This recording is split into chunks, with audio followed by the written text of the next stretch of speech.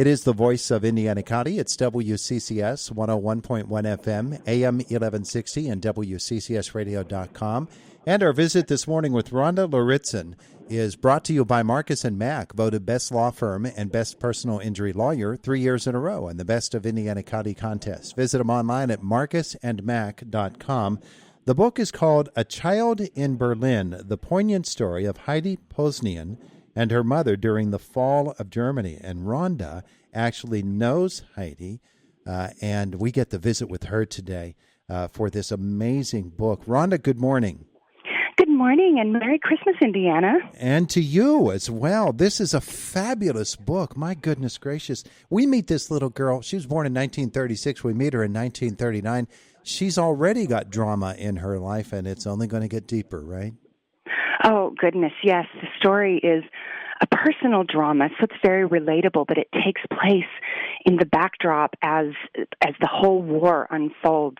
She moves to Berlin the very month that Hitler invades Poland.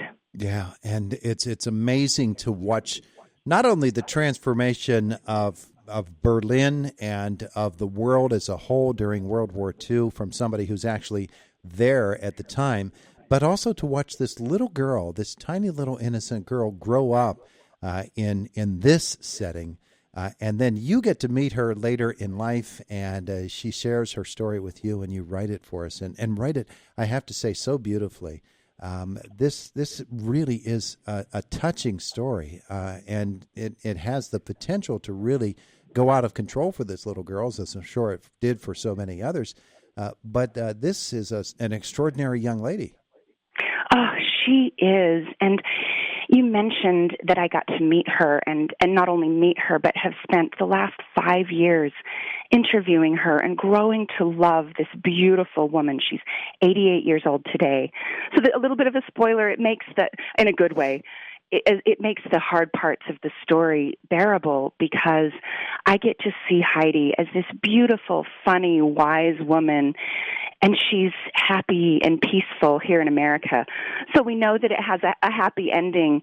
And it's really, as I worked on the story, got to see the absolute resilience of this child and just how much children are capable of in the most terrible of circumstances. And the story as well is the story of her mother, who has a remarkable life too. Oh, her mother is just a heroine in my book. She is beautiful. She's an opera singer, young woman. I mean, you can imagine being in your early 20s and just the world at your feet in cosmopolitan Berlin, and she has friends that are artists and smart, and she's just in the city, and she's working in the state opera. And everything's going well, and then the world starts to fall apart. And we see her courage to do the right thing in the face of danger and safety of herself and her child. The juxtaposition of having to make those choices. Do you do the right thing? Do you help others? Or do you keep yourself safe? It's a terrible choice. You described for us so well a night early in the war when she actually is at a dinner party. Mrs. Goebbels is throwing it, and Hitler is there, and it's chilling from us looking at it 60, 70 years later. For her in that moment, and then thinking back on it in the years after, to think back on that night, it just must have been overwhelming.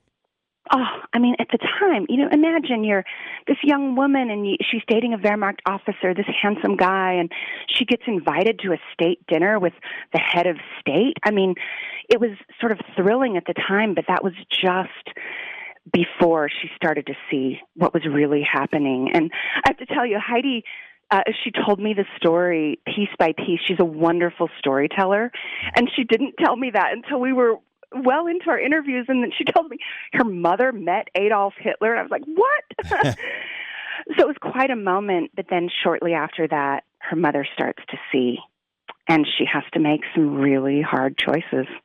As the war goes on, and as Berlin is now getting bombed, and life is changing rapidly for this tiny little girl, Heidi, life in the bomb shelters, in that whole setting, with literally bombs falling from the sky all over the city and people dying. to imagine growing up in that life is it's beyond anything that we can imagine. But she is so resilient. It's just amazing to me, the strength of this little girl. Oh, Todd, that was one of the takeaways for me that has changed me forever. And I know it will change readers as well, because we live in a place where our children, they're sheltered and they don't have to do so many things. But I was able to see what children are capable of. And I have a daughter that was the same age as Heidi the whole time I was writing this. And it showed me how much my own daughter is capable of. And I hope, of course, she never has to see things that no child should ever have to see, as Heidi did. But I see the strength in a child, and how children, it's a hard story because of the things Heidi has to endure and see. And yet the children have fun. Wherever they are, they will make mischief, and they will make fun, and they will help. So it's really a story about hope when children are faced with difficulties too. And it's also a story of the strength of this little girl. She actually, we mentioned she was born in 1936. Late in the war, her mother is thrown in jail, and she has to fend for herself as an 8-year-old girl. Todd, to just set the scene here, Heidi, she's 9 years old. It's the final weeks of the war. So by now, Berlin is just bombed into a moonscape of rubble. And she ends up, as her mother is in jail, having to fend for herself in a bombed-out apartment alone. Can you even imagine? Mm-mm. And yet, that's the power of story, right? Because humans can immerse ourselves in a story, and we can imagine it. And we go to that place, and that's the power of it, because when we stop being able to imagine it, I think that's when we're the most vulnerable, because it's about the cost of war as well. So when we see a story happen through the eyes of a real person, we remember so that it can never happen again.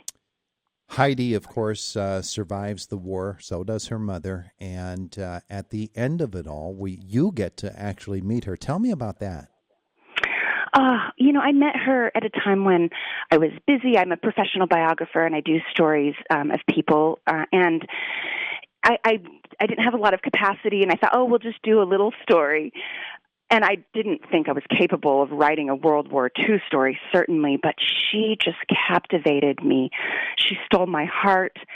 And I spent the next 5 years becoming completely immersed in the history of the war and getting to hear her oral history. Her storytelling was rich and just resplendent with detail. And then I filled in the historical context of things that a child wouldn't be aware of at the time, but was able to fill in the timeline and pepper the story with all of that. But she has changed me forever. It is an amazing story and written so well by Rhonda Lauritzen.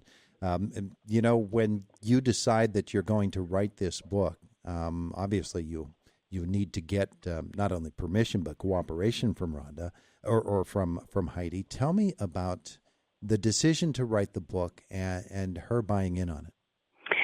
Well, she contacted me through a mutual friend whose story I had done, and so it was Heidi that asked. She felt like she had a story. People have been telling her whole life, Heidi, you should write a book. And so she was cooperative, more than cooperative. She told me all the details. She was just completely open. And the way that it would work is I would do the oral history, and then I would go write a piece, and I would bring it back to her and read it. And she would say, I don't know how you could, when I read this, Heidi would read it. She would say, I'm immersed back like I'm right there. Huh. I feel like I'm reading the scene and seeing it in my mind again. She said, I don't know how you did that. So that was quite a compliment. And I feel like because her storytelling was so rich, it was really a privilege to bring it to life on the page. Making that journey with her must have been quite the experience for you as well. Oh, absolutely life-changing. And thank you for your kind compliment. And we're hearing from readers that it's changing them as well, and that they are able to really understand a part of the history that they had never heard before.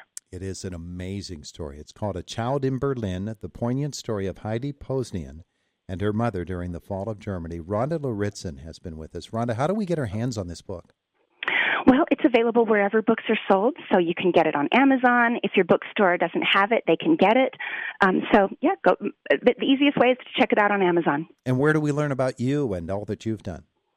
Well, thank you. I have a website called evalogue.life, evalogue.life, and one of my passions is helping everybody tell their story. If you have a parent or yourself that has a story, you may want to write it, and I love helping people with tools to do that as well, capture oral history. Rhonda, it's so very good to meet you over the phone. Child in Berlin is the name of the book. Rhonda Lauritzen, Lauritzen, for those of you who want to learn more. Thank you so much for spending some time with us. I appreciate it. Thank you so much, Todd.